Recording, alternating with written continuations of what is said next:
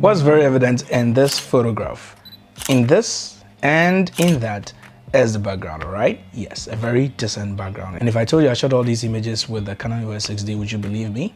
Well, looking at a camera that's more than a decade old and looking at this particular year, 2023, this particular camera is still very decent. And I've made a video about how relevant it still is in this year. And if you are looking at jumping from an entry-level camera as a beginner to going into a much more professional choice, the Canon EOS 6D can still be a very perfect choice. So with that said, let's jump right into the video and look at the photo shoot and see how I achieved these wonderful images. So in this photo shoot, I've already spoken about my camera, all right, the EOS 6D, which is the camera body that I used. And sitting right on it as my lens is the 85mm 1.4 from Sigma, the ad lens. And accompanying the photo shoot, the entire photo shoot, with my beautiful model, otherwise the lady in red, is a 3 lights setup that is very unique. And also, very importantly, another character that brought the creativity of the lighting from here to there. Let me simply break it down. Of course, I would need a key light to light my subject, all right? But most importantly, the background, even though can be blurred when you're taking your pictures, it could be your preference. Even if you're going to blur your background, you still have to be mindful of what happens in your background. I always shoot very fast if I have a fast lens. So 1.4, which is what I have with the lens that I'm using, the 85mm. For the most part, I used very fast settings. So even if I didn't use the 1.4 itself, I'll still be within that, all right, to ensure that my background is blown out to oblivion. It is actually blurry and it doesn't distract. But here, something that I also needed to be very mindful of is the distance from the effect that I was going to create, which is what you see right now. My assistant just blows water in the background, and with the red light behind her, which is coming from a speed light, which is gelled in red, it shoots against my subject, who is also wearing red. So the colors actually complement each other.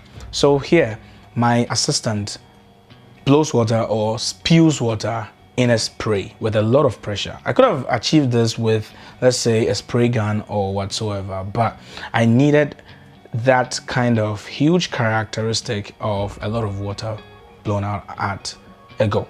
Okay, so he had to have water in his mouth, and he would stand in a very desirable position as according to where I'm standing to my subject. As I was explaining that, the distance from your subject or whatever you want to have in your frame, you have to be mindful about the distance of the lens in accordance with the settings that you have on your camera. So if I'm shooting a very fast aperture setting, I have to ensure that anything that I really want to have detail and not have blown out in oblivion or blurred all the way that you can't actually tell what it is, should be a little bit close. So my subject standing right there shouldn't be touched by the water, because the water is supposed to be in the background. So as my assistant spewed, or out of a lot of pressure, blew out the water in the background, I needed to keep him a little bit close to my subject, and also with the light in the background, lighten up what the camera could not see in the dark.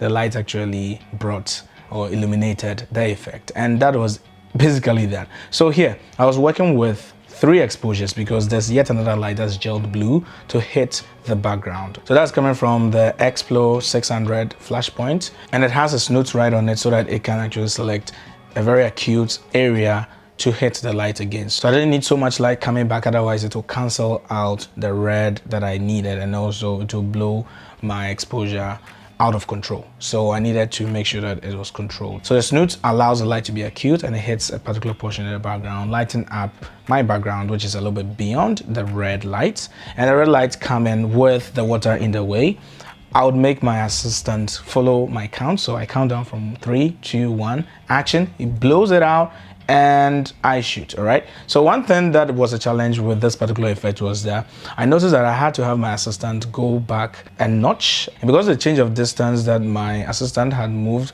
with my subject still in the same position, when he spilled the water out, it went a little bit over the lights. And for a fact, I thought that the lights wasn't enough. And so I opened up the exposure, and in return, I was getting too much light from the background from the red light. All right, so it wasn't until after 3 shots that I realized that my assistant was actually spewing the water over the lights. And so we just lifted the height, or elevated the height of the red backlight and we got these amazing results. All right, so yeah, this is basically all that you may need to, you know, be very creative with your background whenever you're taking pictures, because it's not always about the subject, it's not always about the lighting, but how you use the lighting.